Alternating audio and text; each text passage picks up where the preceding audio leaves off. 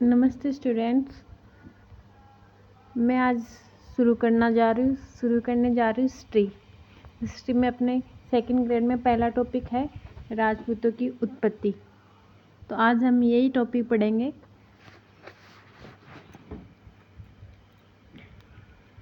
इसमें है सबसे पहले आएगा 7वीं से 12वीं शताब्दी का इतिहास, हिस्ट्री।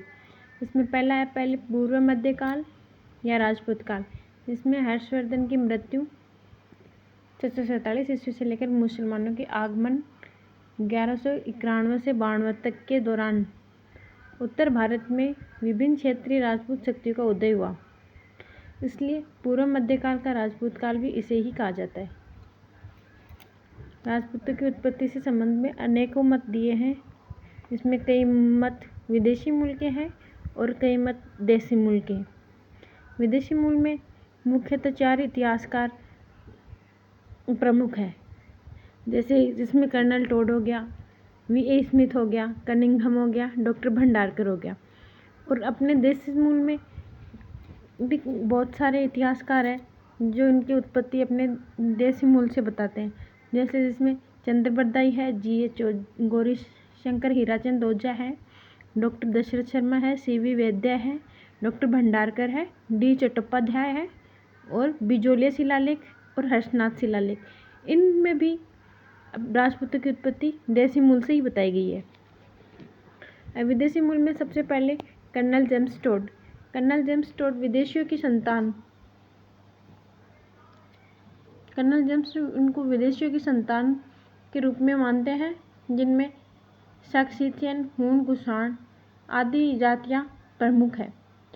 और इन्होंने किस आधार पे ये बताया कि विदेशी मूल है, इसमें आधार इन्होंने मुख्यतः खान पान, रहन सहन और वेशभूषा, इन पे अधिक फोकस किया।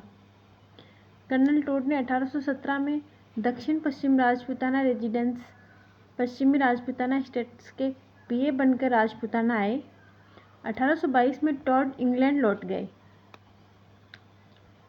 कर्नल टोड की मुख्य बुक भी है कर्नल टोड के गुरु यति ज्ञानचंद्र इनकी उनकी बुक है 1800 जो उन्होंने 1829 में लिखी थी, annuls and antiquities of Rajasthan. और इसी का दूसरा नाम ये है history of central and western Rajput states of India. ये इसका मूल नाम है इस बुक का। ये बहुत इम्पोर्टेंट है दोस्तों, ये काफ़ी बार एग्जाम्स में पूछा जाता है। टोड की एक अन्य बुक है जो ट्रेवल इन वेस्टर्न इंडिया, जो 1839 में लिखी गई थी और इनकी मृत्यु 1835 में ही हो गई थी, जो इनकी वाइफ के द्वारा पब्लिश की गई थी 1839 में। इन्होंने अपनी ये पुस्तक अपने गुरु यति ज्ञानचंद को समर्पित की।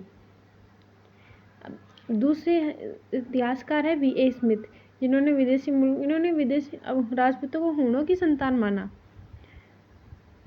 और कनिंघम ने कुषाणों के वंशज ब्रॉन्ज गुजर ताम्रपत्र, ये एक प्रकार का वो शिलालेख है जिसके आधार पर इन्होंने युच्ची जाति या कुषाणों के वंशज ही माना। इन्होंने भी इनको विदेशी मूल ही माना। इसको तो याद करने का आसान तरीका भी है, कैसे कनिंघम, कैसे कुषाण के वंशज।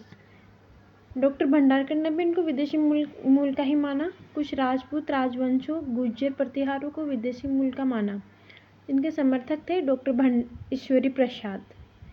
डॉक्टर भंडारकर के समर्थक ईश्वरी प्रसाद। ये क्वेश्चन पूछा जा सकता है गाइस। अब आएंगे दोस्तों देसी मूल की या उत्पत्ति के वो जो इतिहासकार थे, उन्होंने क्या क्या कहा, किस किस आधार पे इनको बांटा। इसमें पहला है चंद्रबरदाई में इन्होंने अग्निकुल या अग्निकुंड से माना। ये बहुत इम्पोर्टेंट है गाइस, ये पूछा जाता है काफ़ी बार एग्जाम्स में। पृथ्वीराज राशि के अनुसार वशिष्ठ मुनि ने आबू पर्वत पर 4 यज्ञ किया, जिसमें से निम्न 4 थे। चौहान जो अजमेर वाले, जैसे चालुक्य सोलंकी गुजरात वाले, पैसे परमार मालवा वाले और पैसे प्रतिहार उत्तर पश्चिम भारत। इनके समर्थक कौन थे गाइस? समर्थक मोहम्मद नैन्सी और सूर्यमल मिश्र।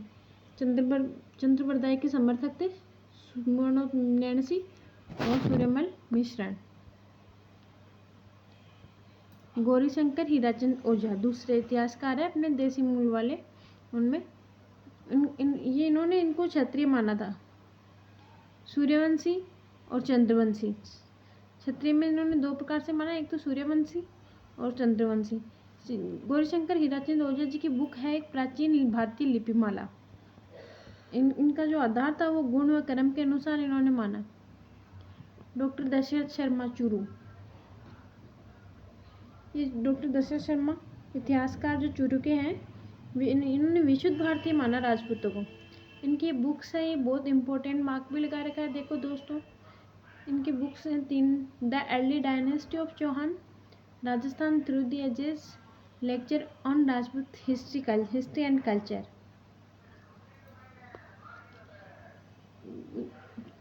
सीबी वैद्य इतिहासकार ने इनको आर्यों की संतान या वंशज माना। एक नोट है गाइस, वैद्य और ओझा ने राजपूतों को वैदिक आर्यों की संतान बताया। वैद्य और ओझा दो ऐसे इतिहासकार थे जिन्होंने राजपूतों को वैदिक आर्यों की संतान बताया। डॉक्टर भंडारकर ने इनको ब्राह्मणों की संतान बताया और इनके समर्थक थे डॉक्टर गोपीनाथ शर्मा। ये भी बहुत इंपॉर्टेंट है, पूछा जाता है काफ़ी बार एग्जाम्स में।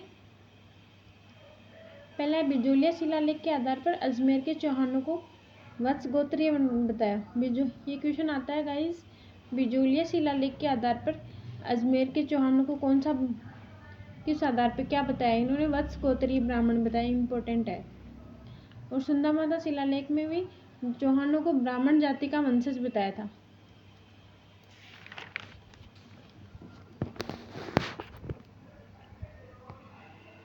अश्लेषुर शिलालेख, जो सब मुख्य तो क्वेश्चन तो बहुत बार ये भी आता है कि अश्लेषुर शिलालेख कहाँ मिला था। ये सिरोही में मिला था। ये 1285 का शिलालेख है। इन्होंने गुहिलों को ब्राह्मण बताया। ओडी चट्टोपाध्याय इतिहासकार है। इन्होंने मिश्रित मूल सामाजिक व आर्थिक गतिविधियों के कारण इनको मिश्रित मूल का बताया राजपूतों को। इनमें महत्व इम्पोर्टेंट फैक्ट्स है जिसमें काफ़ी बार क्वेश्चन मिल जाता है।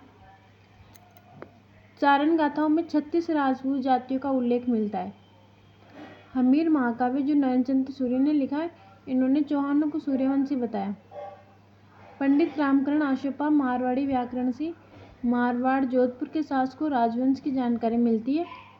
हर्षनाथ शिलालेख में अजमेर के चौहानों को सूर्यवंशी बताया। यह भी बहुत इंपॉर्टेंट है। थैंक यू गाइज, आज के लिए इतना ही। कल नए टॉपिक के साथ मिलेंगे।